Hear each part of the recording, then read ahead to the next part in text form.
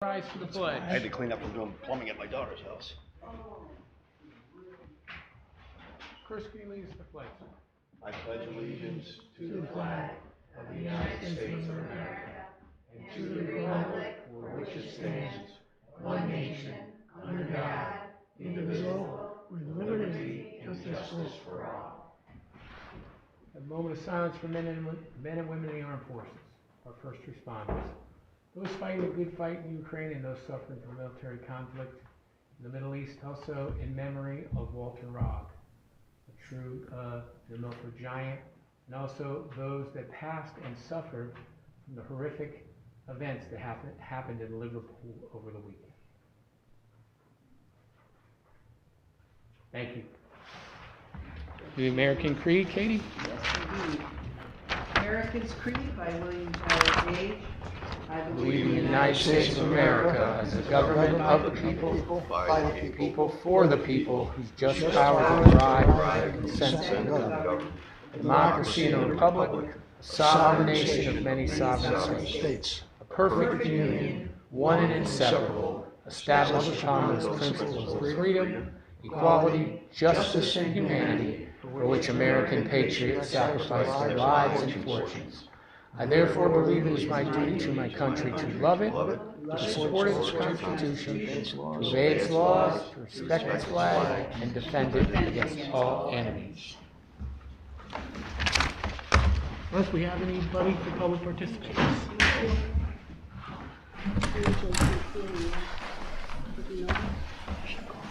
Robert Rush. Remember to state your name and address, please. Robert Rush, 21 Judge Bridge Road, New Milford. I'm here to talk about affordable housing. I've lived in New Milford for over 80 years, 50 times full-time. When I was here full-time, I was involved with the community. I ran the Park and Rec sports programs for 20 years. Started the recycling center with Lucille Mann and was elected to the Planning Commission. When I was on the Planning Commission, we put families in some condos. And then when Brooks Temple was appointed to Housing Partnership, we decided, let's try to build something. So we built Indian Field, which was a masterful thing. Then we built Brookside Common at the foot of Second Hill, which was supportive and affordable housing. At the present moment, none of that land is owned by the town of New Milford. It was all given away with quick claim deeds. Over $4 million in property. Well, you could say, well, at least we got affordable housing, but not for the people in New Milford that it was intended to. I live above the Brookside Common, and so I go down past a couple times a day, and I see a moving truck in. I pull in and talk to them. 3 women from Danbury, good. A family from South Carolina, 2 kids. Well, you're getting housing and we have to support 2 kids in our school system. And I don't think that is right.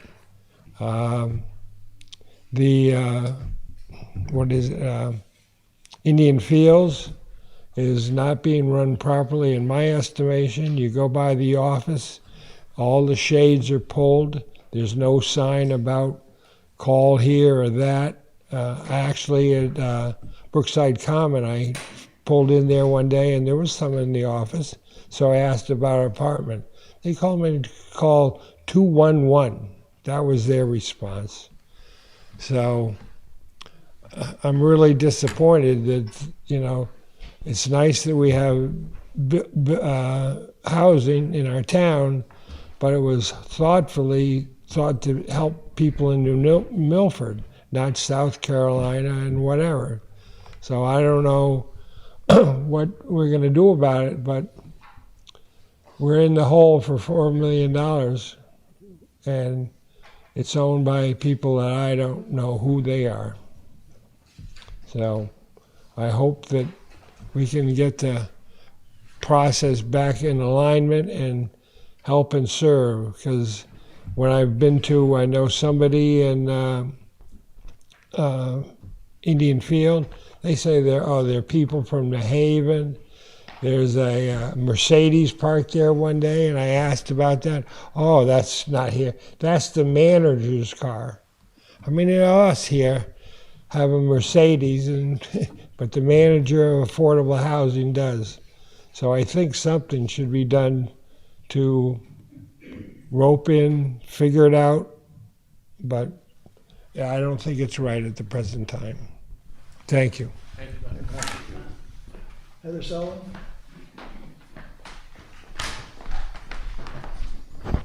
Good evening. My name is Heather Sullivan. My address is on the sign-in sheet. I would just prefer it not be on video anymore, if that's okay. You have it on the sign-in sheet. New Milford resident. I'm a mother of 3 children, 2 currently enrolled in the New Milford Public Schools and 1 who will be joining them in a few short years. I also serve as a K-2 literacy interventionist at Home Plain Elementary School. I'm here tonight to speak about what's possible when we invest in our schools and what we risk when we don't. This year's reading data, collected through iReady Diagnostics, tells a powerful story of growth. These assessments aren't just data points. They tell a story of what our students can accomplish when supported by strong, well-funded instruction. Here's what growth looks like. In kindergarten, this is the Hill and Plain data. That's all I can speak to. In kindergarten, only 18% of students started the year reading on grade level. By spring, that number soared to 82%. In first grade, 12% began the year on track. By spring, 81% made grade level expectations. In second grade, 24% were on level in the fall. That jumped to 52% by spring, with many more closing the gap significantly. These gains are real. They are the results of intentional layered support from classroom differentiation, small group instruction, pull-out groups with interventionists, and specialized services with highly qualified educators, including special education teachers. It's also important to recognize that many students still in the red, those who are 2 or more grade levels behind, are often the ones who require the most intensive support.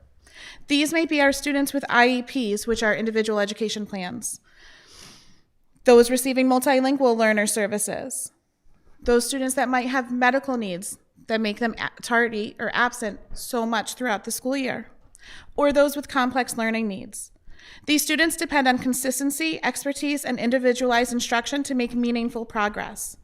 But this kind of growth is fragile. It takes time, it takes training, it takes teachers, and it takes a budget that reflects those needs. If we reduce our intervention staff, raise class sizes, or eliminate support for struggling learners, we will lose the very momentum our students have worked so hard to build. We've seen this before. When supports are cut, student progress stalls. With the June 11th referendum, our community has the chance to stand behind the incredible work happening in our schools. Our children deserve nothing less than fully supported, high-quality education. Let's continue investing in their future, because when we fund our schools, we fuel student success. I hope the public comes out in force like we did before and says yes on June 11th.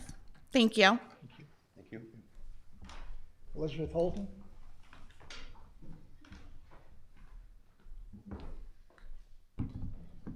Elizabeth Holton, 96 Lanesville.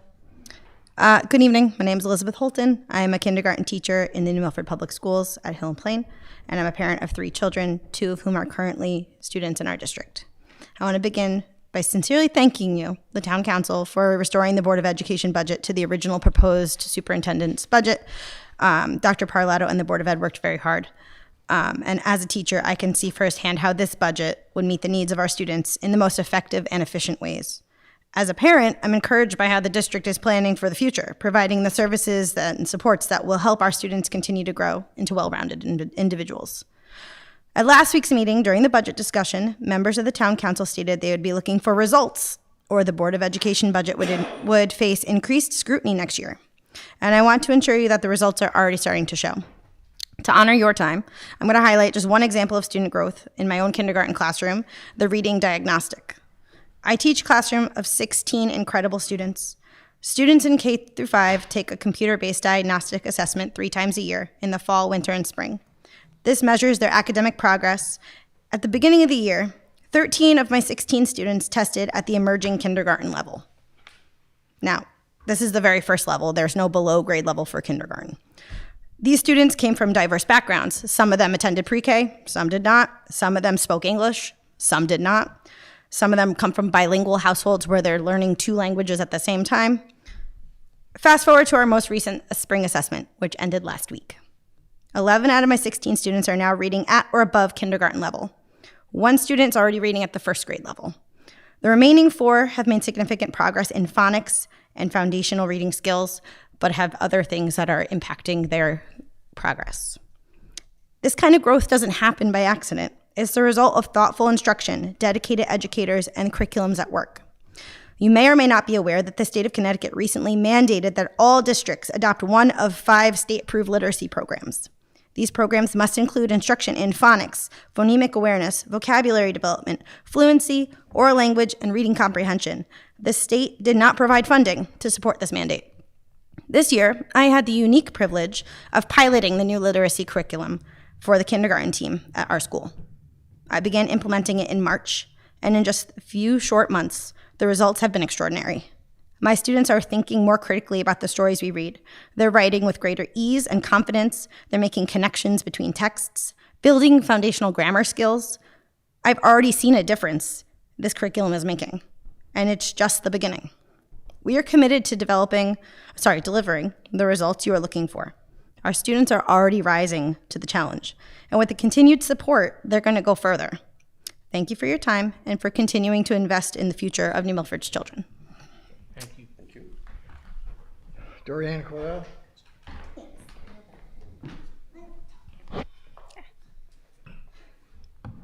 Hi, my name's Duran Covell. I'm a kindergarten teacher at Hill and Plain. I am not a resident. My address is also on the sign-in sheet, and I would also prefer it not continue to be on video. To those of you in the room and those of you at home, I want to begin by sincerely thanking you for your trust, your belief in education, and your commitment to both our current students and those who have yet to walk in our school doors. Your investment matters, and it makes days like today possible, days when we get to show up to school in our pajamas and connect to students on a more personal level. Thanks to my current class size of 15 kindergartners, I've had more space to be present with my students, not just to deliver academic content, but to truly engage, relate, and have some fun. We found a better balance between academics, purposeful play, and connection, and that balance is helping our students thrive. At your last meeting, there was a good deal of focus on growth and success, and I wanted to take a moment to share some of the highlights in my classroom. This year, I was fortunate to participate in the Math Lab program. Through this initiative, we've deepened our understanding of the math curriculum and how it progresses from kindergarten through the early grades. This has helped us support students not only in mastering content, but also in strengthening their growth mindset, critical thinking, verbal reasoning, and test performance. Students in my math class achieved nearly 190% growth overall. Only 1 student did not reach 100% growth, and that student was absent for 25% of the school year due to medical issues. That student made 78% growth, which tracks with his 75% attendance. Among students in my reading class who have completed the testing, we've seen 182% growth. 2 students are now confidently reading at a solid first grade level. 1 student who is new to the country made 84% growth and is developing comprehension skills in the mid to late kindergarten range. That student was my only student with less than 100% growth in the iReady reading test. These numbers represent more than just statistics. They represent kids who are gaining confidence, understanding, and a love for learning. Students who know who is ultimately responsible for their learning and their successes. Ultimately, my students will tell you I'm their teacher, and some may tell you I'm their favorite. For many, I'm their first. They know when I ask them, who's your best teacher, they will proudly point to themselves. They show up for themselves every day. It's incredible. Town council members, I want to thank you again for all of your hard work and focus. It is deeply appreciated. While I may not be here at every meeting, you know where to find me. I look forward to continuing our partnership both personally and professionally in the weeks and months ahead. And finally, to the citizens of the great town of New Milford, thank you. You showed up, you spoke out, and you made your voices heard. But our work isn't done yet. Please remember to vote yes on June 11th in support of the education budget, and bring a friend. Our students are counting on you. Thank you. Anybody else, Mark? Thank you. Next, Katie. Okay, item number 4, consent agenda. I'd like to move to approve item 4A, prior minutes, and B, tax collector. Second. Any discussion? All those in favor? Aye. Opposed? Any abstentions? Mayor's comment. Thank you. Thank you, Katie. First, a big thank you to everyone that was responsible for our 2 great Memorial Day parades. First, up in Gaylordsville, thank you Chief Tyler Bergman and the entire department in Gaylordsville for the Memorial Day parade there. Also wanted to thank Representative Buckby, Representative Callahan, the Veterans Honor Guard, Northville Fire Department, New Milford Ambulance, Chief Ceruto, and the New Milford Police Department, and the Scotticoke Marching Band, who played fabulous up there. As far as here in the downtown, lots of people to thank as well. First is to our soldiers, our National Guard. I believe they were the military unit, the National Guard. They were here to march. Can't thank them enough. Also want to thank Pastor Justin Gailey, who gave prayer in both the Gaylordsville and the town Memorial Day Parade. Also want to thank the New Milford High School Chorus, Advanced Chorus, for the national anthem. Here in the downtown, Buck and Tina Oviatt for America the Beautiful. Commander Delancey, who did the opening remarks. And then we also had Wayne Mayer and his wonderful wife, Kathy, who did some speeches concerning the VFW and the American, the auxiliary of the VFW. Also wanted to thank Representative Buckby. Also wanted to thank Chief Ceruto, who spoke as well, Senator Harding, that all gave wonderful speeches, and then Dan Sullivan gave the closing prayer. We got to see a couple of flyovers. They were late, but they actually did come over.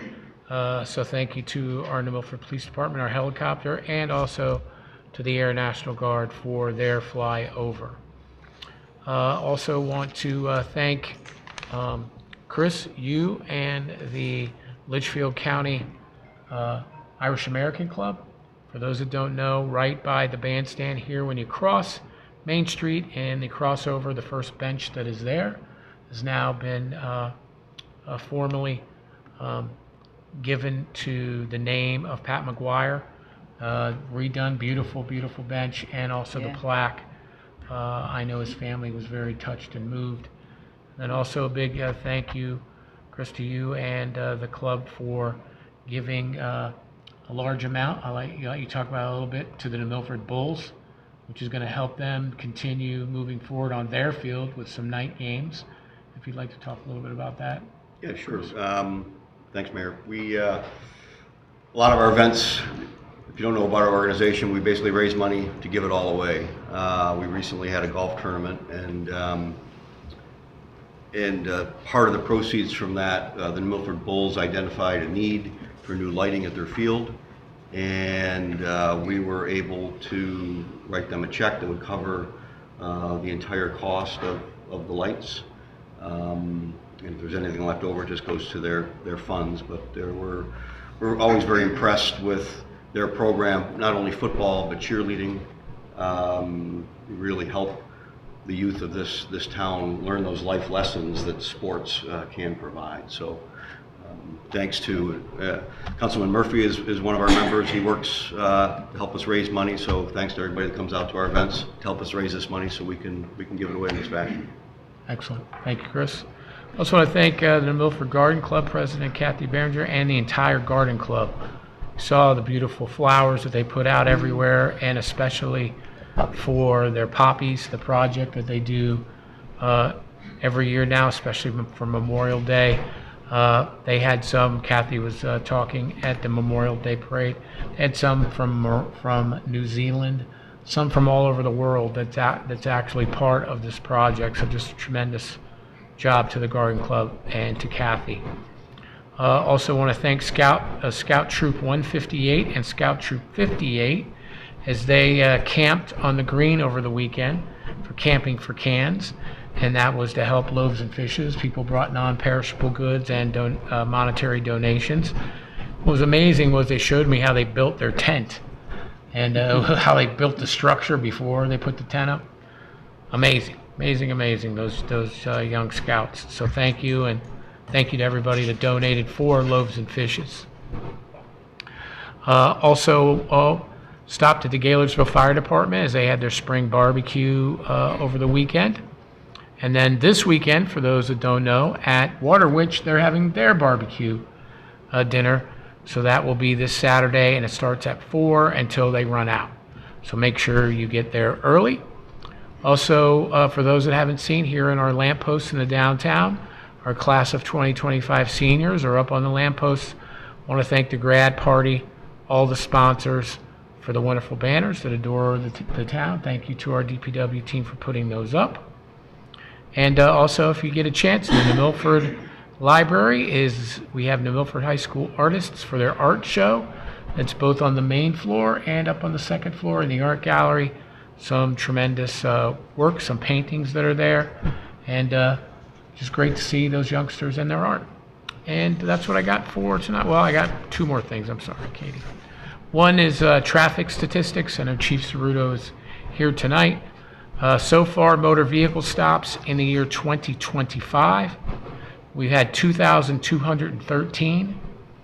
In the year 2024, we had 1,888. If you look back into the year 2023, for the whole entire year, we had 2,330. So we've almost amassed what we did for a year in the year 2023. Motor vehicle accidents in the year 2024, we had 314 with 48 in parking lots. And this year we have 324, and that's an increase of 10 so far, but 60 of those accidents were in parking lots. So as we talked about the last time, what we're seeing, I know the Chief and I have talked about this, is we're seeing a lot of people that are using the services of New Milford but aren't really familiar with the infrastructure, and that's where we're seeing some of these accidents. DUIs, we're continuing to see an uptick in those. In the year 2024, this time was at 22. We are at 33 in 2025. And the Chief and I had talked about before, we're going to continue stringent enforcement on DUIs, especially now as we're getting into the summertime. People are going to be barbecuing, they're going to be out and about. And again, the best thing we can do is really be self-responsible. We talked about this at the last meeting, is the number one cause of accidents in town is driving too close, by far. So if we can just stay back to the proper distance, that's going to reduce some accidents that way. Distracted driving is the second, so if you stay off your cell phones when you're driving. And then also, please do not drink and drive. And if you'll see the crash car, I believe it's at Pickett District, Chief, or the East Street? It's at East Street. So our crash car this year, it's going to be moving around again to create awareness when it comes to what happens when you do ultimately, if you get into a car crash, what could happen. And again, it's creating awareness when it comes to that. And then some of the events that we're going to be having going on. Katie, we are having the Rock the Block concert. It's going to be Thursday night, 6:30 p.m. And 100 Proof, the rain date will be the next day. 100 Proof is a rock and country band. Then we're having our chess tournament from 1 p.m. to 5 p.m. at the New Milford Public Library. If you like chess, want to compete against some people, Councilman Sal's going to be there. Yep, 1 p.m., 5 p.m. on Saturday. Again, Water Witch is having their barbecue dinner on Saturday, 4:30 till when they sell out, and if they sell out pretty quick. Farmers Market from 9 a.m. to noon, and music on the bandstand will be the Red Dirt Girls. And June 1st, we're having Pets in the Park. That'll be at Pettibone from 11 a.m. to 4 p.m. And then the St. John's Episcopal Church on June 1st at 3 p.m. is having their recital. Kira Brown will be at cello, Gabe Larson will be trumpet, and Adam Zmetti will be trombone. And then on June 7th, 9 a.m. to noon, Farmers Market, and then will be from 9 to noon. And then the Blue Yodels will be doing the morning concert. And then at 11 a.m. to 3 p.m. on the Town Green will be the New Milford Women's Club's 28th Annual Teddy Bear Festival. So if you have a bear that needs to see the doctor, they'll have their hospital there. And all sorts of wonderful vendors and music and much more. And Rock the Block, the second one, will be June 19th at 6:30 p.m. And that'll be Anchor Management. And they put on a great show. Commission on the Arts, June 28th, 10 a.m. to 5 p.m. is doing their Outdoor Art Festival. Also on June 28th, 9 a.m. to 5 p.m. at Pettibone is the Wheels for Wheels car show. And this is what Sean Quigg had run for many years. His family's continuing that legacy on. Yeah. And on July 6th, which is a Sunday, 5 p.m., we are doing the 4th of July fireworks. And the Women's Club's having their giant flag cake, as they have each and every year, so you can get a piece of cake and watch some fireworks. And that's what I got, Katie. Mayor, one question. The Yes. barbecue, Water Witch, was it 4 or 4:30? 4 o'clock. Okay. Mr. Mayor, can I ask? 4:30, I'm sorry. It says 4:30. 4:30? Sorry. Just Alex. going back to the stops, the traffic stops and the DUI stats, et cetera. Those traffic stops are up. So my question is, what category? Across the board, or is there a particular thing that's happening more now? I know they're doing more to stop them, but in addition, I'm fearful that there's an increase in something. Chief, can you talk a little bit about that? What they're for. Sure. We have been focused on many different types of violations. Speeding obviously is one of those we've always worked on, but we've been particularly focusing on distracted driving because that seems to be one of the drivers for these accidents. It's very dangerous to be on the phone and to be distracted by driving, but then you combine it with something else, for example, following too close or speeding, and then you've got a very dangerous combination. Drunk driving is another one of those issues that we've seen an increase in and we've really taken a focus on. So we're kind of reacting to what we see out there, and that varies at different times. We've also been fortunate enough now that we're known for such excellence in traffic enforcement. We're on that list within the state where we get a lot of different grants. So recently we've been doing seatbelt distracted driving. Now we've got a new grant that we'll be administering in the next few months called aggressive driving. And that gives us a wide variance of what we focus on, where some of these grants are focused just on speeding and just on DUI and just on distracted driving or seatbelts. This one is a little more wide open for us, so that'll be helpful for us in different areas in town. Have you ever done the stop where everybody gets stopped to check for DUI? What's it called? Yes, and we are going to do a DUI spot check, and it's an excellent question because I've just been speaking with my staff. The mayor and I have been collaborating on this, and we're also going to be working regionally with the Brookfield Police Department. So you're going to see that in the near future, probably right around the 4th of July. Part of the program and part of the law is that we do have to announce it, so we will be announcing it shortly, but it will be a full-fledged stop. Yep. Okay, thank you. Thank you Thank you, very Chief. much. Thank you. All right. Katie? Okay, moving on to item number 6. I'd like to move that we approve a donation to the Parks and Recreation. The donations are $50 from Robotics and Beyond and $1,000 from O'Keefe Orthodontics. And they would like to have the donations deposited into their revenue account number 104500500444709. And they wish to thank these donors for their generosity. Second. Any discussion? All those in favor? Aye. Opposed? Any abstentions? Okay, item number 6. And Katie, the Student 7. Advisory Board, because of the holiday was yesterday, I was wondering about they that. are not. Okay, They'll be coming to the next meeting. I didn't, that's why I thought them up. So, for item number 7, I would like to move that we approve the additional $600 that's been requested by the Youth Agency. They already were awarded this grant. It's from the Connecticut State Department of Education, and it's going to be used in support of the State Department of Education School-Based Diversion Initiative. The original grant award was $3,000, and they should have been awarded, I guess, $3,600. And they got an extra $600. Yeah, $600. And got a motion and a second. Any discussion on the motion? All those in favor? Aye. Opposed? Any abstentions? Item number 8, the opioid settlement committee. I would like to move that we approve the funds that they would have recommended to use from the opioid settlement commission to fund the Center for Empowerment and Education. And Amy's here to talk. Thank you. And Thank you. Amy's here to talk a little bit about it. Thank you, Amy. Hi, good evening, everyone. So yes, I'm very excited to announce this new proposal from the Opioid Settlement Advisory Committee. This proposal in particular is for the Center for Empowerment and Education. So the mission of the center is to break the cycle of interpersonal violence through empowerment, education, and support services, utilizing inclusive, trauma-informed, and client-centered practices for all individuals in the community. The center, which is located in Danbury but serves residents of New Milford, advocates for victims of interpersonal violence, provides support services in the form of counseling and advocacy, crisis intervention, and emergency shelter.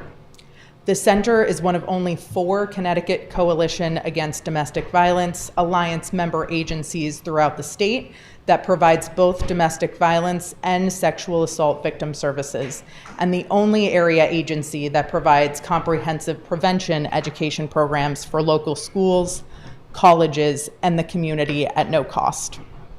The center is a client-focused organization that empowers individuals and families to make their own decisions, especially decisions affecting their autonomy, well-being, and safety.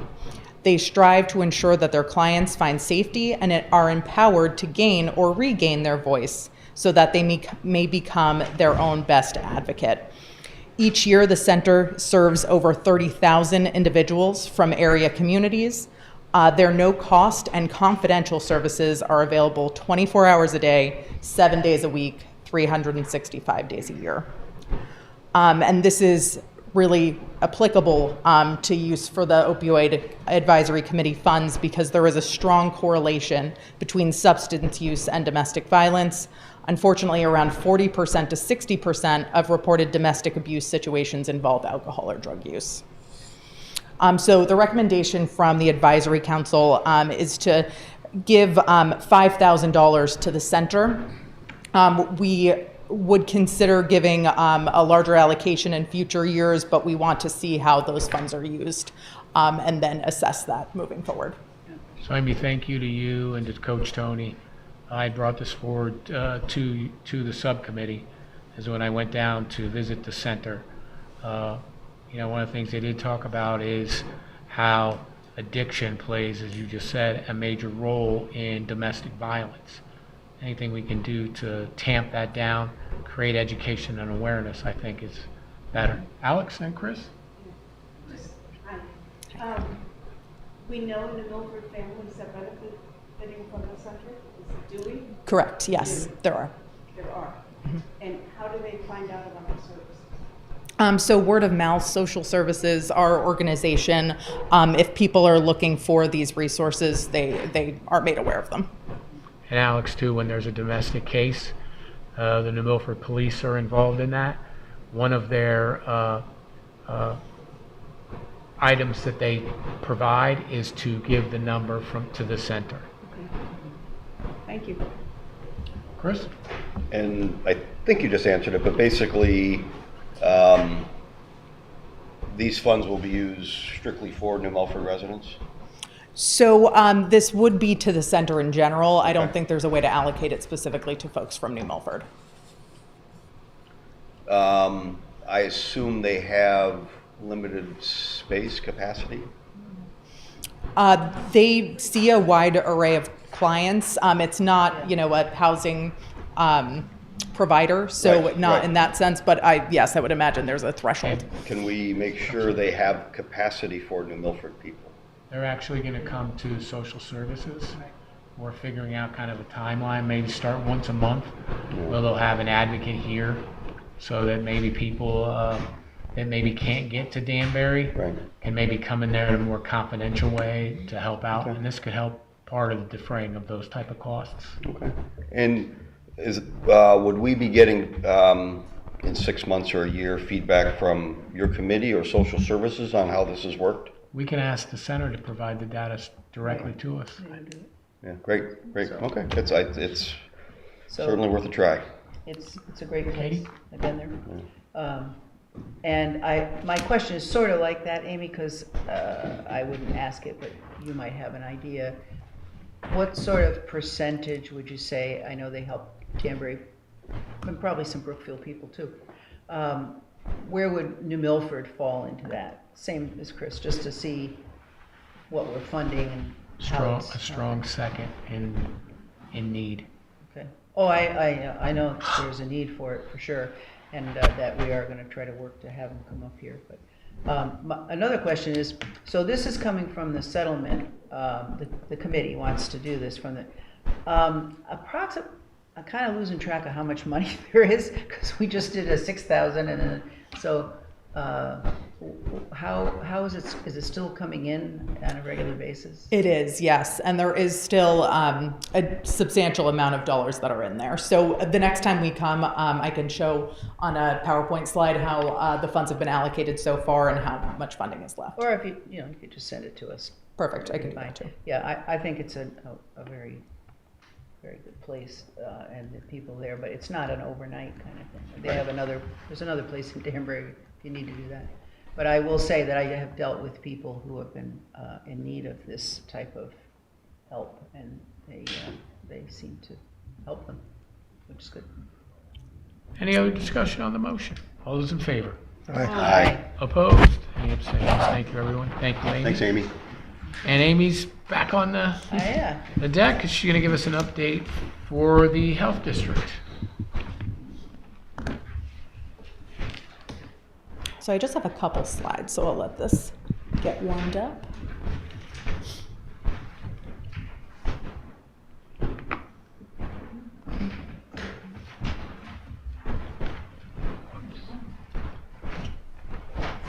Oh, here it comes.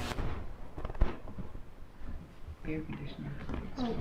Mr. Mayor, while we're waiting, Yes. what happened with the internet today? Internet here? Downtown? I was downtown in my office. Internet was fine here. Interesting. I don't know, more than one person, and then my husband went to the dentist's office, they couldn't do things there, and then, I'll make a call to Charter and to Frontier and see if there were outages there. they said downtown in Milford. Huh.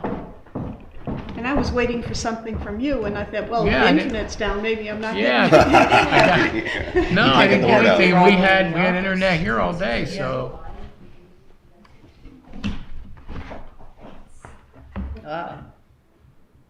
See that, Alex? You jinxed it. Oh, there it keep my is. mouth shut. No, it's there. Olga to the rescue. Thanks, Olga. Watch out, Dave Watson. She's coming for your job. Numbers and technology, oh my goodness. So when I have been to town council in the past, I think we often talk about the environmental side of the house. So I just wanted to share some community health updates. And I can grab my computer. No, I think we're okay. Okay, so some community health updates and what Housatonic Valley Health District does in the space of community health. So with regard to some of our prevention efforts, and this is really ongoing, we focus heavily on infectious disease monitoring and reporting, tuberculosis medication management. So when we have folks, unfortunately, who present with tuberculosis, we're responsible for doing directly observed therapy. So we monitor making sure that they're adherent to their medication, so they're not causing a a bigger public health crisis in the community with tuberculosis, childhood immunizations, influenza vaccinations, lead education, inspection and abatement, radon testing, and water testing. With regard to some of our programming, we're newly offering Matter of Balance, which I'll speak a little bit more about in a moment, CPR training, QPR training, which is suicide prevention, Narcan training, Pulse for Pulse, which is a diagnostic heart health screening. This year we did a very well attended and very well supported walking challenge and walking day. All three of our winners from that challenge were actually from New Milford, so that was wonderful.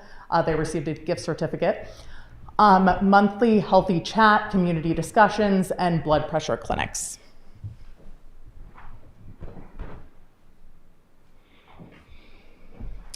So these are some of the photos of the different activities that my team participates in. So something that we're really excited to announce most recently, and in part due to some of the work that we've done on the Opioid Settlement Advisory Committee in New Milford, we recently were recognized by Governor Lamont as a recovery-friendly workplace. So it was very exciting to receive that proclamation. We also ran the Impact Teen Drivers program. This was a train the trainer opportunity, and it was offered to first responders, health educators, and a number of other folks region-wide. That was offered by my staff. We had wonderful folks from the New Milford Police Department who participated. And what this program does will enable anyone who attended to be able to teach courses to teens in the community about how they can take control of their driving and make sure they're driving in a safe way. Really, the purpose of the course is to show that 100% of accidents are preventable, and really, reinforce that with the teens who we will eventually administer this training to. And then the last is National Prevention Celebration. So my team, in coordination and collaboration with New Milford CAN, went to the Danbury Fair Mall to give out some goodies. We had guidance on going to 988 rather, if you're having any concerns with mental health and other different mental health resources for folks in the community at our table.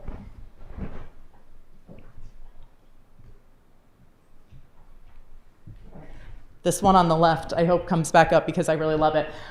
So this was a kindness chain that my team did at Schaghticoke Middle School. So what we did for this health fair was we asked children to write on pieces of paper an act of kindness that they could do or something that meant kindness to them.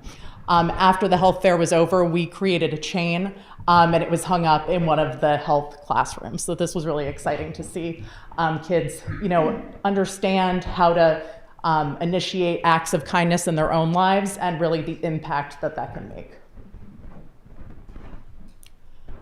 We will also be offering in-person CPR training, and this is something that we've done in the past as well. It's been very well attended from town employees, just from folks in the community, a very worthwhile training to attend. And then the last is Matter of Balance. So something that the mayor and I spoke about a lot and work to identify in the community is that a large percentage of folks are falling in their homes and injuring themselves or either calling an ambulance to help them up, which is called lift assist, and then not getting transported to receive care afterwards. There's a big cost associated with this, and also it's a problem because we don't want our older adults falling in our community.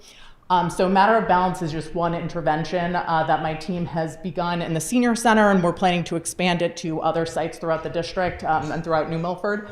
It's been very well attended. We actually have a wait list for our next round of courses, so we're very excited for this. It is an 8-week program, and we're currently in our 7th week here in New Milford.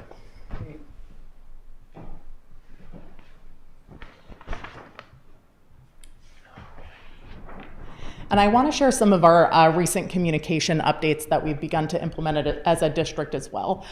So one is monthly newsletters, and I'm just going to click on this. So we can walk through what our previous newsletter looked like. If it pops up.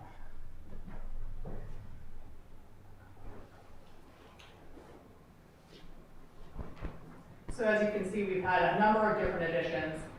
This past May newsletter was tied to Mental Health Awareness Month and understanding and supporting mental well-being. We had some information on why mental health matters.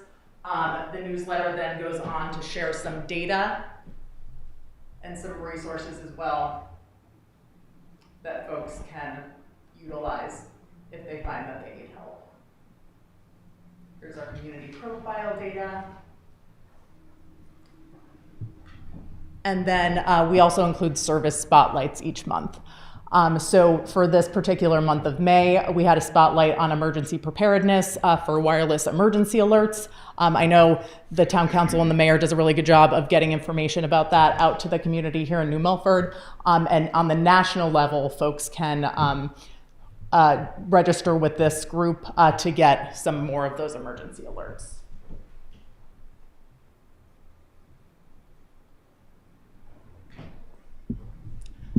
We also had an environmental health spotlight, Do Your Part, Be Septic Smart.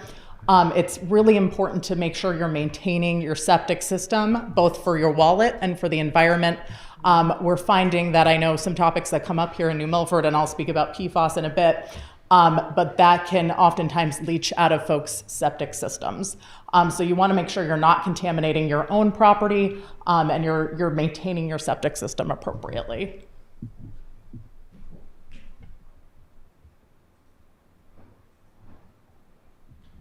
We also have an upcoming webinar that we teased a little bit, and again, I'll go into that in a moment, but we'll be partnering with RCAP Solutions, which is a local nonprofit, to deliver a webinar entitled Water Quality in Your Private Well.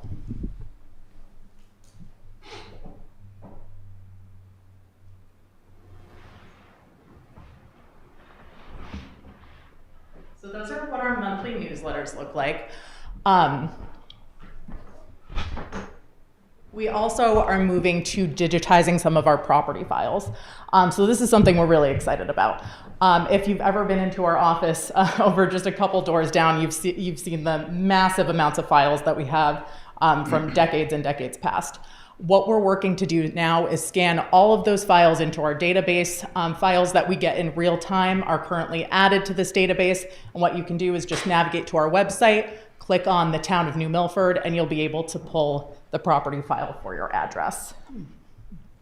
This will be really helpful for people who are looking for a home. It will be helpful for title insurance folks, realtors, and anyone who's just interested in looking information about a property.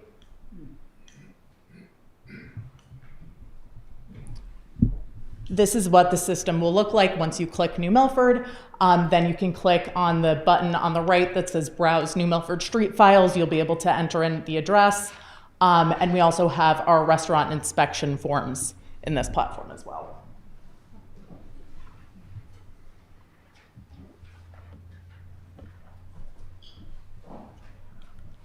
So now I'll get into a PFAS update.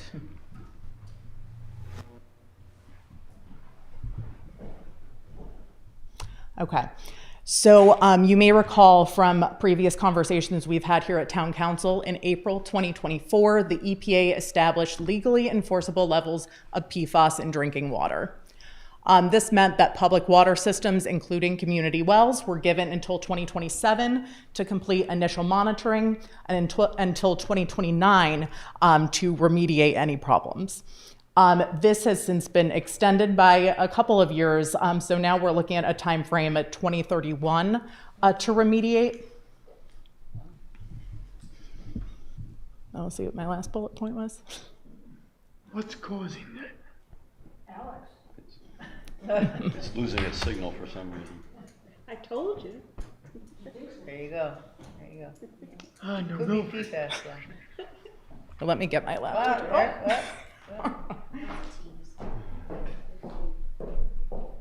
I can't read that fast. No. There we go. Yeah. So like I mentioned, there's some additional time to work towards that compliance now in 2031. And the EPA intends to finalize a rule that will give us more information regarding that timeline shortly. That should be out in the fall. And the rule will be finalized in 2026 in the spring. So the public water system, say, Amy, Aquarian, has now the ability to comply with the EPA standard of 4, right? But they have until 2031 to do that. Correct. They had until 2027 to provide us with those initial monitoring reports, and they've actually done that for the past couple of years. So that's good to see that they're ahead of the game there. And I know, Amy, Aquarian actually posts theirs online. And for the New Milford water systems for Aquarian, do you happen to know where they are at right now? I do. So let me just see if I can go to this next slide here. So with regard to our public water systems, and I do have a link, I'll share this PowerPoint. This is the link right to the Aquarian site that has the water quality reports. We're doing better than we were at this time last year, so that's good to see. Right now, there are 3 systems that are in that non-detect range, so that's Laurel Ridge, Park Glen, and Twin Oaks. No PFAS was detected at all. There are a few that are below those MCLs, so when we're talking about the new regulation from the EPA of 4, these systems were all below Carmen Hill, Forest Hills, New Milford Regional, and Pleasant View. New Milford Regional is a large system and it serves the downtown, so it was good to see that was below the MCL. And so they are lower than the EPA Correct. standard already. Correct. So if we fast forward to 2031, and these were the results then, but they're not, and we do anticipate that Aquarian will continue to remediate in that time, there are only 2 systems that are above those MCLs that will be enforceable in 2031. Those 2 systems are Dean Heights. We see for PFOS, they were at a 5, PFOA, they were at a 4. And for Meadowbrook, PFOA was at a 7, PFOS was at a 6.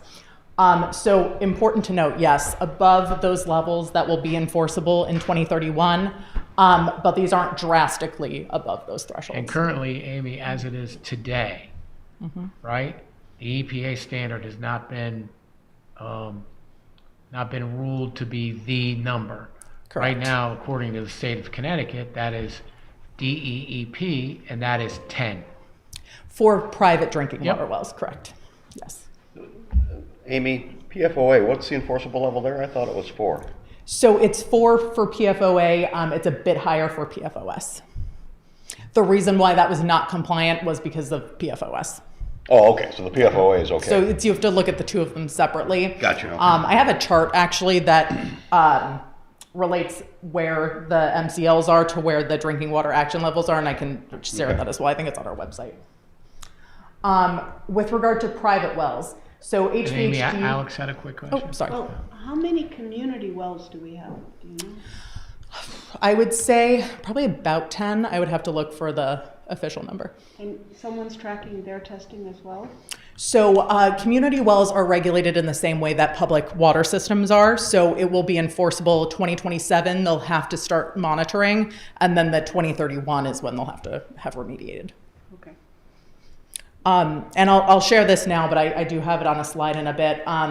We have proactively reached out to all of the community water system owners in our district and in the town of New Milford and shared with them funding information about how they can start to pay for testing of community water systems and also for remediation. So, just one, and tell me if you disagree with this. So I see we've got 3 at the non-detect level. Yes.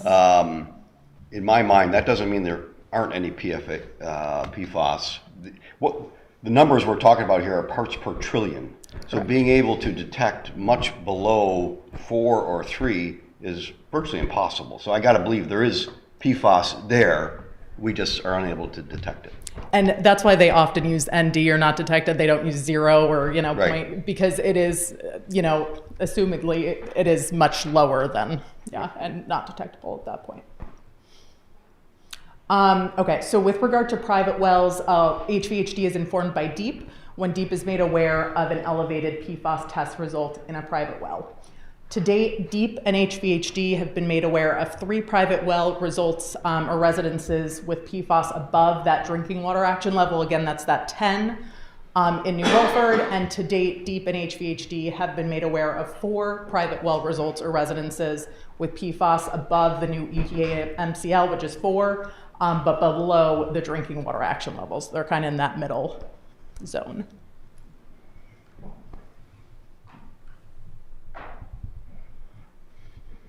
Okay. So for community wells, like I mentioned, HVHD has reached out to owners of community wells within our jurisdiction to share guidance regarding the EPA's new MCLs and to also provide information regarding funding opportunities. So some of the different funding opportunities that are available to these folks are things like Connecticut Green Bank. That's really more for remediation. But the New England Water Infrastructure Network is a group that we've been working with pretty closely, and they will fund testing for community wells. The Drinking Water State Revolving Fund is also an opportunity for these folks as well. And that, Amy, is for community wells. Correct. So unfortunately, we've looked into those funding opportunities. We as a health district, you as a municipality are not able to apply. So it would really be those community well owners. Very excited to announce that we have an upcoming webinar. We've been working very closely with the nonprofit that I mentioned previously, RCAP Solutions, and also CT Deep will be on this webinar as well to answer any questions. So this is coming up on June 4th at 6 p.m. I have the QR code, and we just ask that folks register before they attend the webinar, and I have the link there as well. Is that on your website? It is, yes. Yep. And it's on the banner, so nice and easy to get to. It's on the banner at the top of the website right when you go on. We will be discussing well types and construction, testing, PFAS, and septic maintenance. I know not to be a spoiler, but I know when you and I talked about really one of the major causes, if not the major cause of a private well PFAS uptick is their own septic system. That's correct. Life size. Who is that? It's happened before. This noise. So just to give a bit of an update on DEEP's response, at this time, DEEP will continue to respond to homes where there is a documented exceedance of 1 or more PFAS drinking water action levels. So again, that's that 10 that's set by the state of Connecticut. The laboratory utilized must be a DPH certified lab and confirm that there are no quality control issues with the sample. We've discussed in the past, one of the reasons why we don't recommend that homeowners do the testing themselves is because it's very easy to contaminate your own sample. When such a report is received, DEEP will offer to have a DEEP consultant retest the drinking water for PFAS. If the retest confirms that there is 1 or more drinking water action level exceedance, DEEP will proceed with offering installation of a filter to remove the PFAS, and this is done free of charge for the homeowner. Bottled water service will also be offered until the filter is installed and confirmed to be working effectively. And Amy, just for those watching, when they were going to go to get their testing, if the testing is above 4 but below 10, the state of Connecticut deems that they're not going to do any kind of remediation work, correct? Because that's correct. The state of Connecticut deems 10 or below is satisfactory. That's correct. And that aspect will continue beyond 2031? So the state is taking a look at those thresholds right now. We're not sure what decision they'll make. Okay, thank you. So how has the DEEP response changed? So DEEP will not respond to laboratory results that do not indicate that there are 1 or more PFAS drinking water action level exceedances. So in other words, detections of PFAS alone will not initiate a DEEP response, only those above an action level. So I think sometimes what's happening is folks are testing and they're seeing that PFAS is coming back at any level in their results, and they're panicking about that, right? It might be scary for some folks. The message that I've seen DEEP send to those individuals is they'll get an email that says your drinking water is confirmed to be safe for human consumption, and it goes on to share some more information, but that's how DEEP is handling those right now. DEEP will also not be reaching out to neighboring properties to offer testing, only testing for the homeowner that initially contacted them. This is a bit of a change from prior. They were ringing properties and performing some testing in a radius. The exception would be if evidence is shared that indicate that there is probable PFAS release in the area, that is likely to have resulted in widespread groundwater contamination and would therefore warrant opening an investigation. So where I've seen this happen in the past is things like, it's pretty prevalent in firefighting safety foam. So if there is an incident where that type of foam was used in a property, they're aware that it may have spread to multiple different properties, they will then do a radius. Is that foam still being used? Is that No. type of foam? It's not, okay. Katie? Amy, just a quick question. So back to the, my neighbor has it, I have it. So if I found it to be of a certain level, I of course would tell Chris, my neighbor, and say, you better get yours tested. So if, I don't know how many it would take, because you said it's changed a little bit, but how many people would have to say it for the test to be considered an area of issue? So I think DEEP would have to determine that based on their investigation, because there's too much nuance, I think, to individual situations based on how close wells are to each other, how big the properties are, stuff like that. Right, so that's only for the homeowner. That's not anything to do with the big systems or the community systems. Correct. Right, Correct. okay. Okay.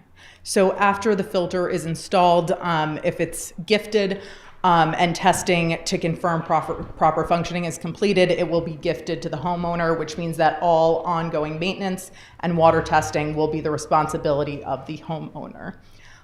They will be advised to obtain a water treatment professional to develop a testing and maintenance plan that's specific to their residents and their water usage. As the PFAS landscape is ever evolving, the above plan is subject to future change. We will do our best, and DEEP will do their best, I'm sure, to keep us informed of any changes as they arise. I just have some contact information.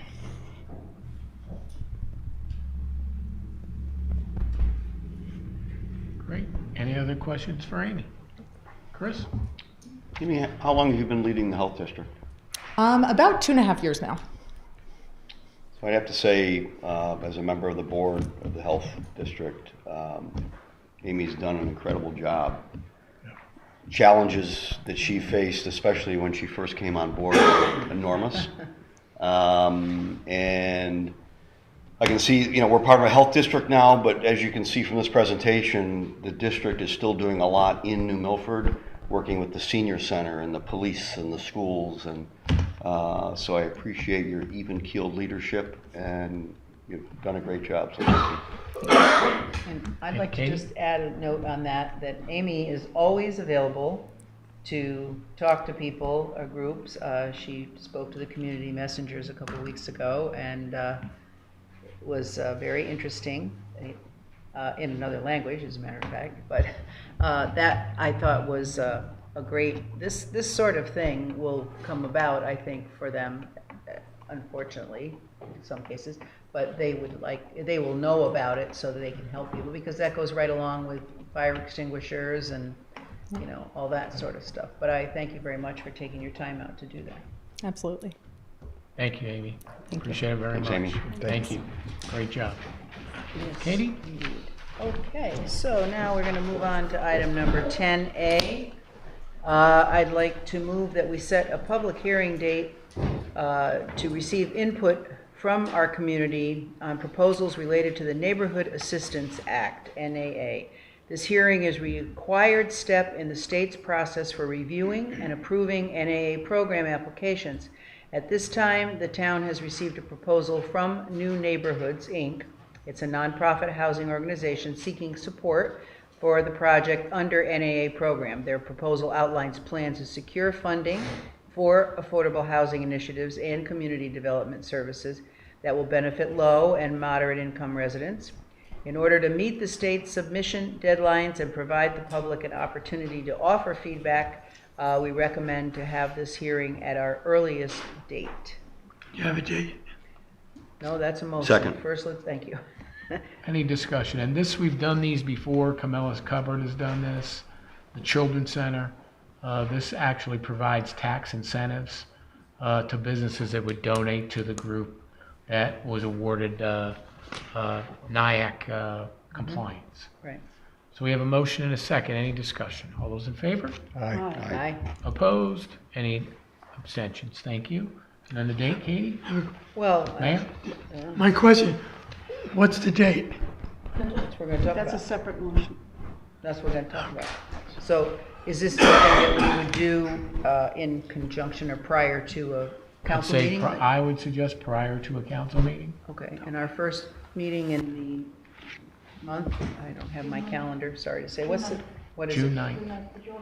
Yeah, we have something on June 9th. So I would suggest if you're going to do it on June 9th, you do it early, like 6? 6:10, 5:30? 6:15. What time is the other Yeah. one? 6:15? So 6? It's like 6 o'clock. Yeah, right. Okay, so I'd like to move that we set a public hearing date of June 9th. Is that right, Stephanie? Yep. At 6 PM, E. Paul Martin Room. Second. Any discussion? All those in favor? Aye.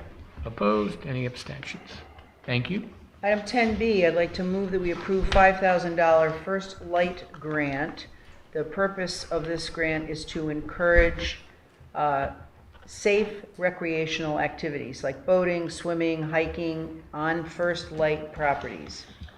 Access points and adjacent recreational properties, including Candlewood Lake and Housatonic River area. And we have a second Thank you. from Mayor Gambino. Yep. Any discussion on the motion? All those in favor? Aye. Opposed?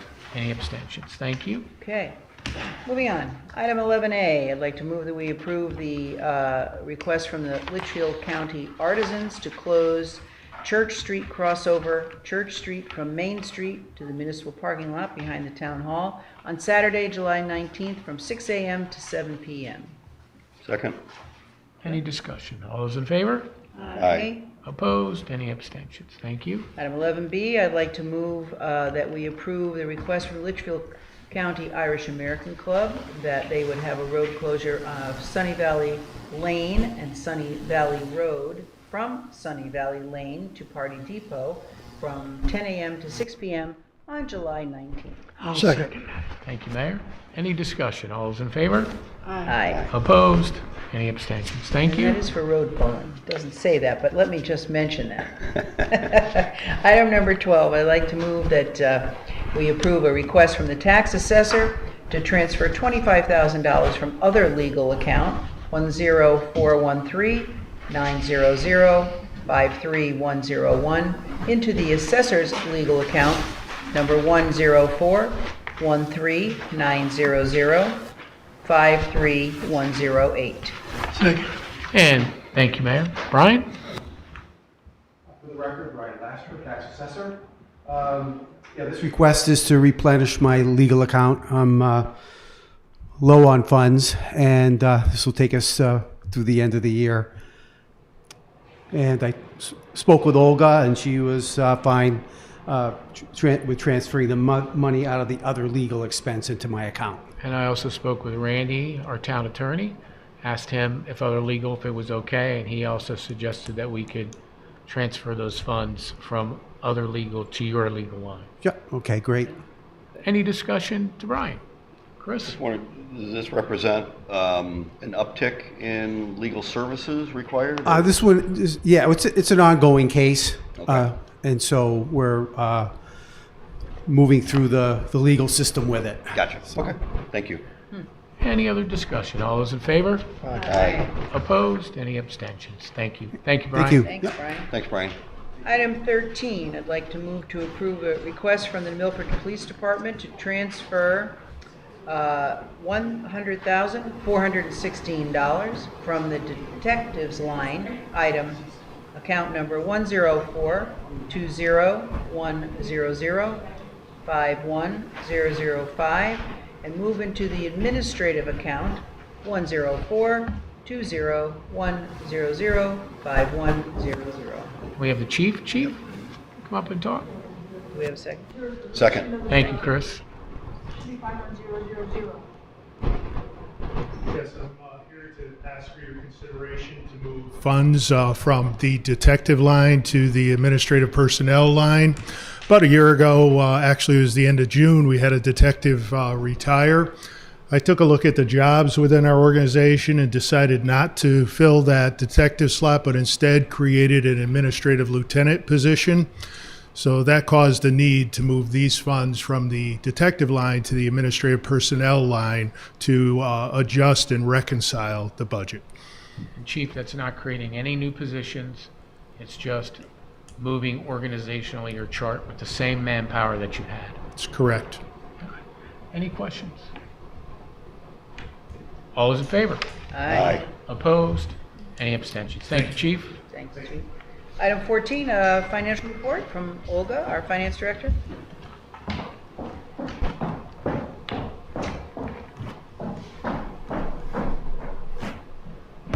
Good evening, members of the Town Council, members of the public. I am here to report on our budgetary performance as of April of this fiscal year. That puts us at a 10 months mark into our performance. So if we start with the revenue, so far we are trending well. Departments are doing, collecting revenue as expected. From their performance, we don't really see any red flags. We do have a couple of departments outperforming, such as building permits. Again, for our normal operations, we are about a month behind the way revenue recognition is posted, so we're still okay. You may see a couple of state revenue line items without any actual receipts. That is also normal. The revenue from the state comes in tranches. It's not on a straight line. Those revenue lines we do expect to collect and to receive towards the end of the fiscal year.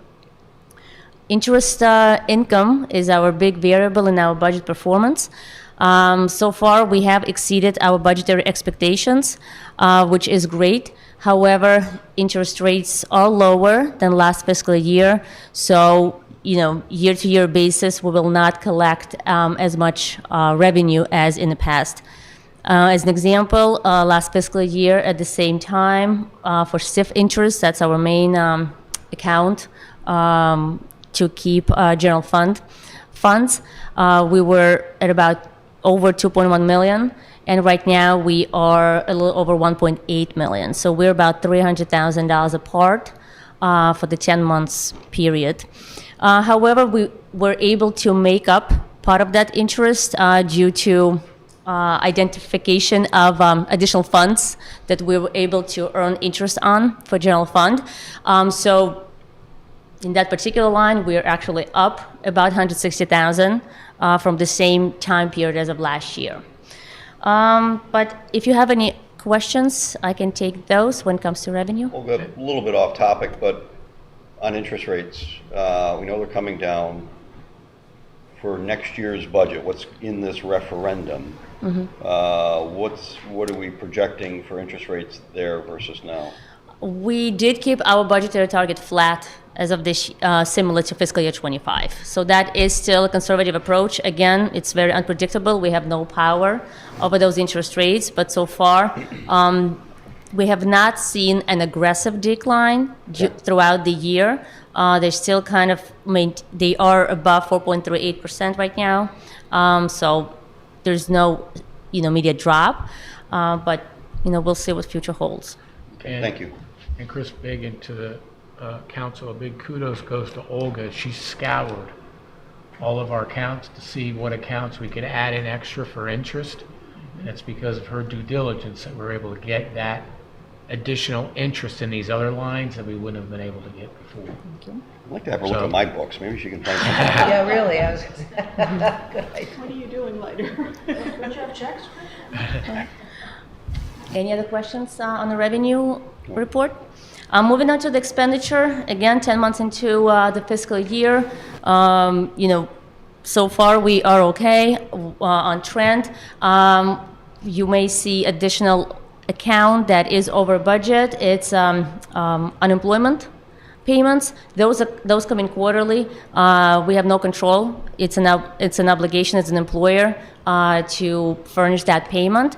Basically, all it says is that we had prior or former employees who were eligible for those payments. So that's another unexpected variable. So we'll see what fourth quarter holds. But as a category, overall, we do have sufficient funds in that particular department, so it should not present any material pressures, to meet our budget overall. and no other new accounts that were added to the list. Again, we have still the same, household hazard days line account, and nothing really else new. But other than that, departments are staying on budget. You just approved a couple of transfers that they are necessary, but they are within the appropriation, so they do not present, any material impact on our overall bottom line performance. So let's see what next 2 months hold. If you have any questions, I'll take those. All right, great job. Thank Thank you. you, Olga. Thank you. Next, Katie, Park and Rec. Item 15, I'd like to move to approve a Park and Rec appropriation, would be up to $18,325, to move that from contingency account 109-800-00-58900 to Parks and Rec contractual account 104-50-500-53401 for an emergency repair and replacement of electrical conduit and asphalt replacement up at Lynn Deming Park. Second. Thank you. Good evening, everyone. I'm Dan Kellerman, Director of Parks and Recreation for the town of New Milford.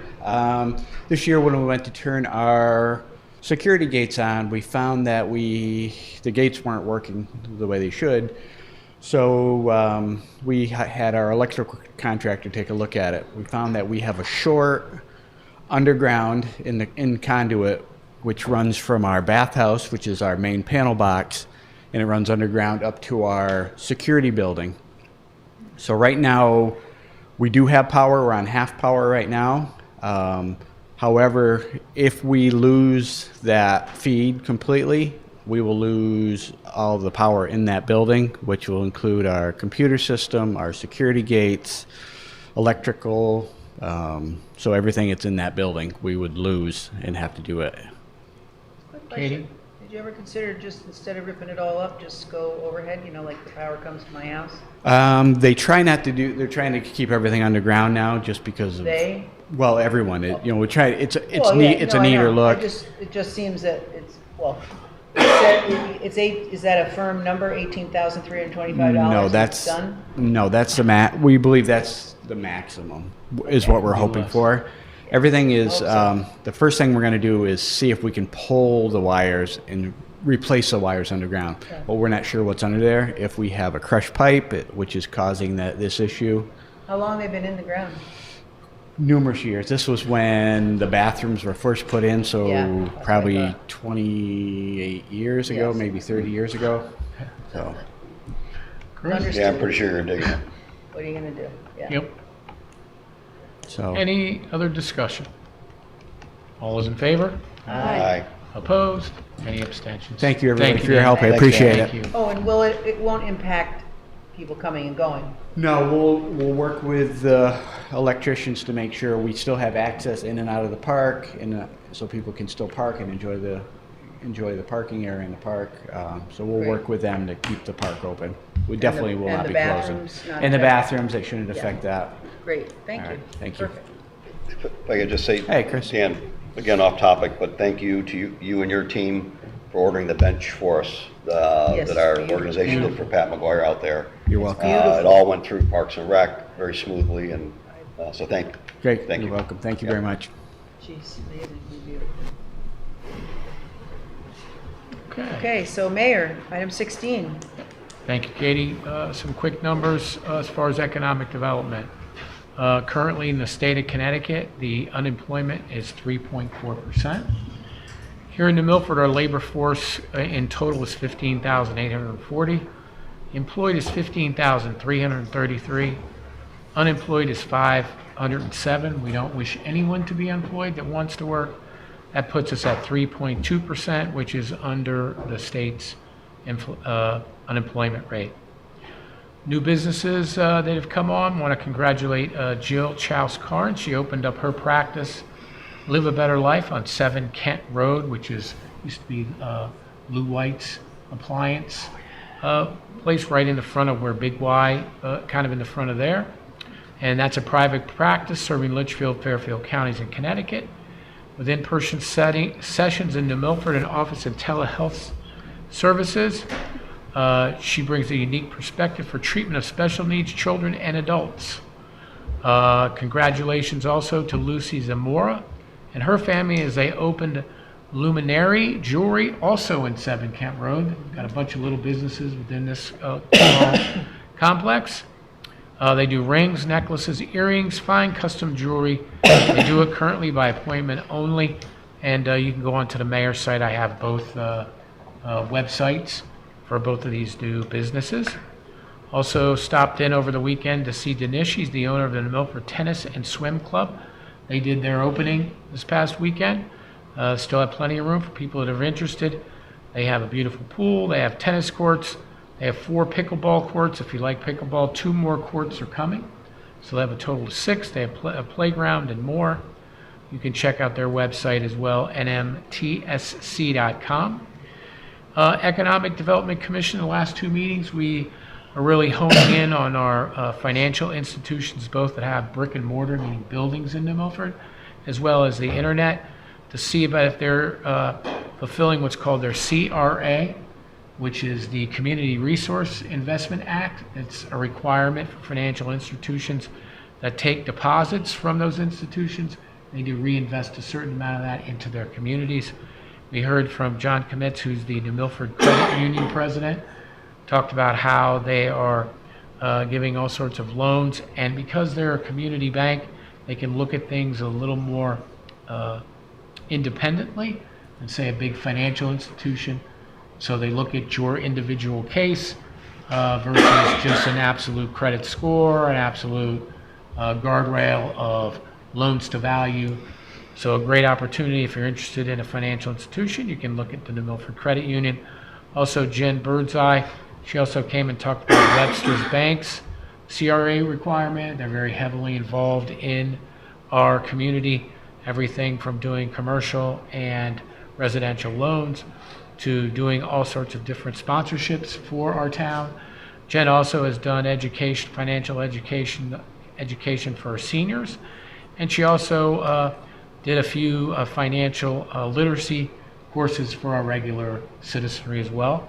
We're going to be bringing back in August our fall round of financial literacy, and I'll be talking a little bit more about that with you, and also with the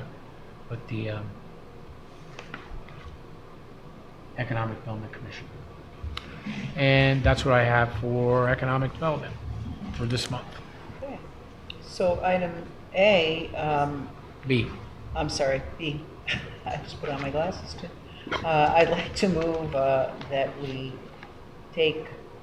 continue on our cannabis moratorium. Randy, can you talk a little bit about that? Sure. Second. We have Second. Chris second. Thank you. You currently have a moratorium, you're the legislative body, you can expand it, you can not expand it, you cannot extend it, and you can decide to pass or not pass an ordinance. It's your call, or you can turn it over to zoning. So it's essentially the legislative body's call if you want to extend the moratorium for more information, or if you feel you have enough information, you can make a decision as to the viability of that industry in the town. And the extension time is? What, 6 months, a year? It's Yeah, your call. exactly, right. Your call. This last one was a year, right? This last moratorium, I I think? think so. Yes. So do we have any data from other towns that have lifted their moratorium? Some of the data that I'm waiting for, there were some concerns from some parents concerning the moratorium if it was lifted, not only the smoking of cannabis, but the big concern that I was hearing was the gummies, and that kids get a hold of these gummies. There's been some talk of some of the kids overdosing, so I'm trying to get those hard data. I'll be talking with the chief to see through the department if they have any hard data from some of their police departments, as well as some of our health centers. If Amy can get some of that too, I think that's something that we would have to look at.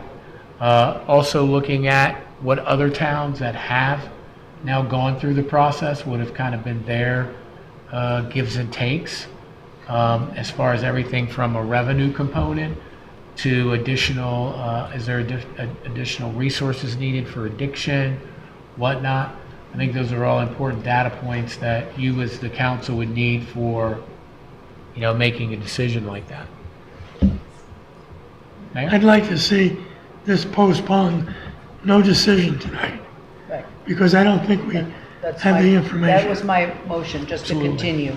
Nothing, I didn't say anything about the time, just to continue because Okay, I we agree. would like to look at it. And Do we need to put a time down, though? Randy, do we need to put a You don't need time? a time element, you need to continue it to a date indefinite, it could be indefinite. But you're gonna get to a situation where you're gonna have to make a decision whether or Right. not state statute's gonna be applied or not. Right. That's- Well, one of the things that I've had discussions with people about this, and fortunate, or however you want to term it, we're only a few miles away from a couple of towns that already have dispensaries. And, it's not as if we're in the middle of a dry area and I have never had anybody ask me about it. I suppose the business end of it would come into it. You've heard from people. I think if it's okay with the council, hopefully we'll get some data. I'll ask the chief at least for Yeah. enforcement. I should have some data from some other towns by the next meeting anyway, put it on the next agenda, and then we can kind of see some of the data that I can bring to you guys. Yeah, and I'm not worried about the next meeting, but within, I would think, 2 to 3 months, let's get Right. some data. Absolutely. Health department, police. That's pertinent to Try and- our, Correct. My yeah, not, recommendation would be don't automatically bring it to the next agenda, but Right. when we've got stuff, and I would love to Gotcha. have the information before our meeting in hand, so that we can all talk intelligently about what we've read. Absolutely. Right. Thank Good you. move. okay. Okay. You want to? I have a motion, I just said, to continue the moratorium, so, Second. yeah. Do we Any want- discussion? All those in favor? Aye. Opposed? Any abstentions? Thank you. Okay. Item 16C, I'd like to move that we approve the creation of the Community Support Program and Events, what do we want to call that? It's a multi-year fund, Yeah, the fund, but what would you call that entity? community support programs and Yeah, but, events. okay. So an entity that would do multi-year funding through donations. Second. Thank you. Who With would this- run it? The town we would run it. Person? Olga, can you talk a little bit about how we would monitor the fund? Sure. So I guess basically the purpose is that, we are, I guess the town is trying to kind of become like a bridge, I guess, between, community and businesses and residents who would like to help our very own community. So we kind of need to have the means of that. And the means is to create a separate multi-year revolving fund to track and monitor those events and fundraisers as they occur. It will be outside of general fund. And the vision is we need to have a designated department to oversee operations just internally, just like, public works has a budget, or, their own operations, parks and recreation, police department, finance. So because this is a community-oriented fund and purpose for that, mayor's office seems to be the most appropriate. Depending on the type of an event, or not even an event, it's more the targeted recipient of that fundraiser. Mayor's office will be able to partner or delegate that particular event to any other department as it may be appropriate, such as social services, youth agency, senior center. So then it can be delegated to those departments, and they will run and oversee the implementation, of that fundraiser and those donations, and then to make sure, the raised funds will reach the ultimate recipient. Mayor, kind of as an example. So Goat Days, through their things, they were able to raise a significant amount of money for youth sports. Currently, there is an entity that has done that for many, many years. It's kind of in a disarray as of right now, but the need is still there for kids that parents, they cannot afford to go to different programs, whether they be a sports program, a dance program, an arts program. This would be the bridge to that. We would run the financials through social services, who's very experienced in needs. That would be one component of this multi-fund. Another one would be, we just got done, I was talking with Amy with PFAS. So we do know that putting charcoal filters in works, you know? There may be some particular people that may not, I've heard it here from this table, that may not to be able to afford a filter. So we would put out a recommendation, not for taxpayer dollars, but to ask our very giving community to be a part of it, to donate. Again, we'd have those people that were in need come in, show financials, so show the need, to be able then the ability to put charcoal filters on a tap or a bathroom. So that would be like another one of these. We could do multi-layers of different types of these type of things that would target and pinpoint different needs within the community. Thank you. Mayor, Yes. question. Katie? So, just broadly thinking and listening to what you're saying, that type of thing is done by many nonprofits. Are you looking at funding for town agencies only? Be people. Okay, well, let's just take people, take the United Way, take the Red Cross, take other. We had a sustainability fund, right, that we used to help people. So what I guess my favorite saying to people, we are a town that has more nonprofits in our Chamber of Commerce roster than we have anything else. There's probably 50 some. So there's only so many pockets in town. So would this, I guess, because I have a personal interest in it, would this be something that would be a competition, say, for the Boy Scouts, the Lions, the Rotary, United Way, or Litchfield County Irish, or any of those? No, I would say absolutely not. For instance, you'll take Litchfield County. They saw the need of lights for an organization. This would be more for, I am Mrs. Smith, I have 2 children, I work, I'm a single mom, I cannot afford the cost of uniforms to my kids. So I can avoid another entity that was doing that for quite some time. Is Oh, now, I know them well, yes. Right, has now been a disarray. This would be kind of that bridge so that those kids could play sports. Okay, so I get that. I mean, I get that, and and definitely there's a need for that. However, so if as it's been going on with this, any of these types of people, so funds are raised by independent groups, sometimes Absolutely. nonprofits, and sometimes, such as United Way, for enrichment programs is how I would term it. So I guess if I were to do a fundraiser for, say, the Rotary Club does a big fundraiser and we give the money to social services for food, food bank, okay? So, Awesome. right, so the community support program could do the same thing. But we wouldn't go into somebody else that's doing a successful thing. We wouldn't go into their business, so to speak. Okay, but it could be collaborative at times. Absolutely. Right, because I mean, I've done it in the town over the years, is that you collaborate with 2 different nonprofits and sometimes, 100%. you know, with social services or with the health department or whatever is needed. So I think that's great. And so you mentioned that, another thing, because I know someone's going to ask me this, you said it would require someone, obviously Olga could oversee the fiscal part of it, but what about, you said somebody to track and is that another position? No. So in other words, what we already do is if people need assistance for fuel assistance, right? They go through a vetting process, which is Absolutely. looking at the ability to pay. Is there the need, financial need, to make sure that those that really need it have the funds to be able to do that. So this is akin to something what we call in United Way, Basic Needs Fund.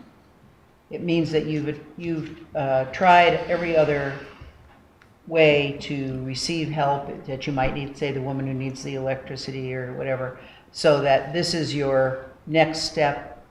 No, I don't want to call it the last step, but so it's that type of thing. Or it could be, you know, not getting in too much into the weeds, or it could be a husband and wife or partner, both dual incomes doing very well, and now a job loss or Right. a reduction in hours. Poverty And lurks. your W-2 or your federal tax return may show a high income, but your reality of your new pay stub and the reality of your new situation doesn't justify that. So some of these federal and state programs, you couldn't qualify. No, absolutely. Where here we'd have the flexibility to take a look at real-time data and to be able to help those kids. And when I'm just using these as two examples, right? Those kids to Absolutely. play sports. Yep. And the reason why I brought that up and had asked Rick and Lisa was because I know you have been involved big time with one institution that's having some difficulties right now. Right. I know you have, Chris,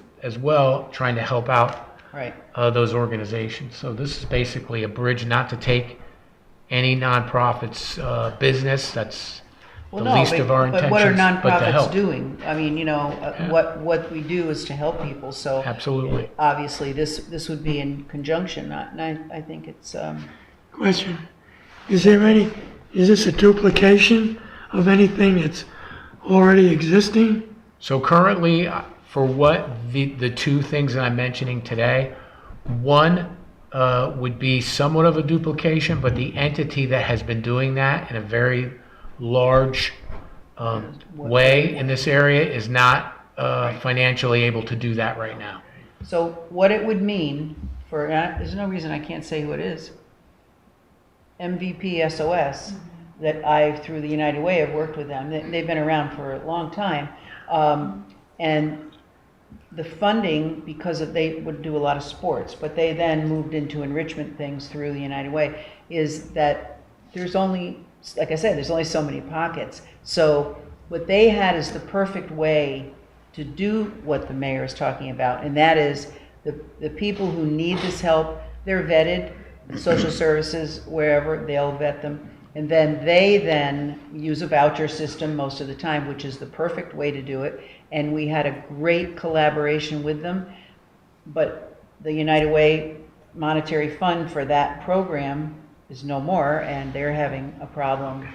So that would be, as just said, if they could get help, they help any kid in this town. Absolutely. Ballet, football, they had a great system for doing that. And they could use some help with people. I mean, people to help them with administrating it, because it really boiled down to just a couple of people, and they're really sort of don't know what to do now. So. And Mayor, too, we're talking about PFAS, as I was talking with Amy, as of right now, the date being pushed out for an EPA compliance now for the community wells is 2031.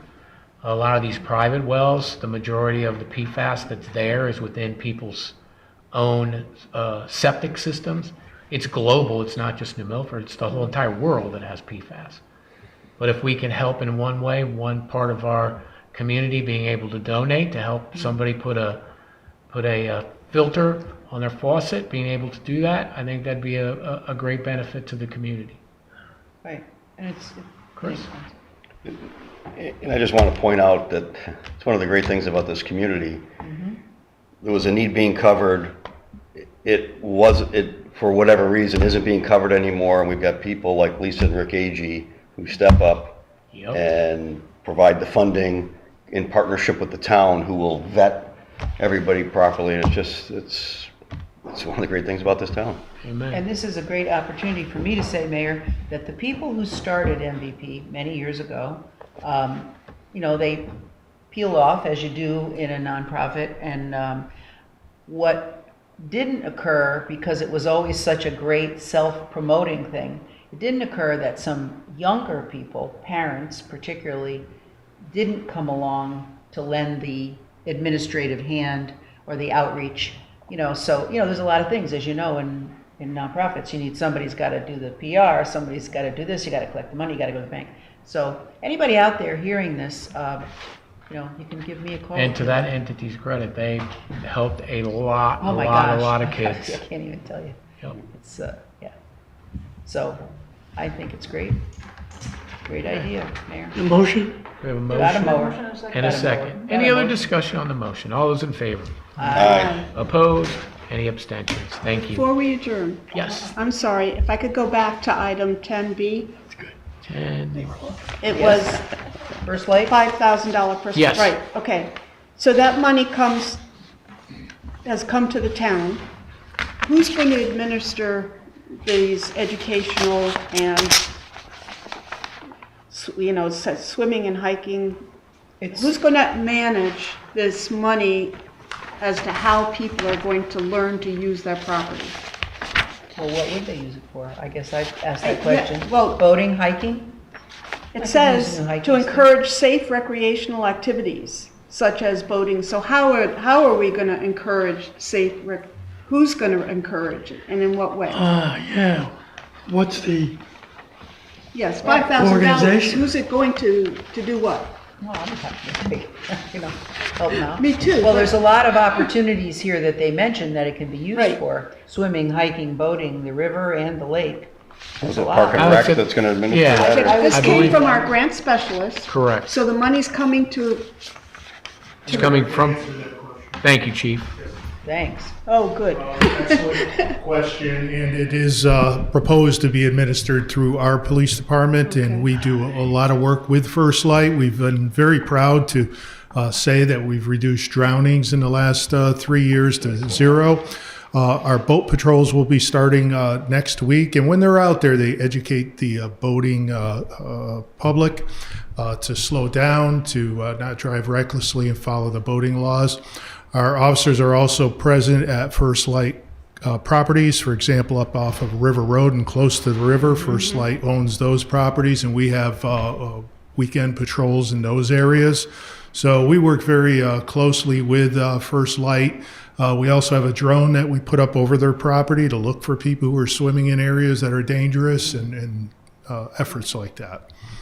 Good, so that So- answers our question. So the grant is for encouraging safe recreational activities. Yes. So how is this $5,000 going to encourage safe activities? That's where Right, so I'm there's a falling few short. examples. We do put our boat patrol out, and it is paid for through these funds, and we Okay. interact with the boating public to encourage them to be safe on the water. Okay. While we're out there, Those wear life vests.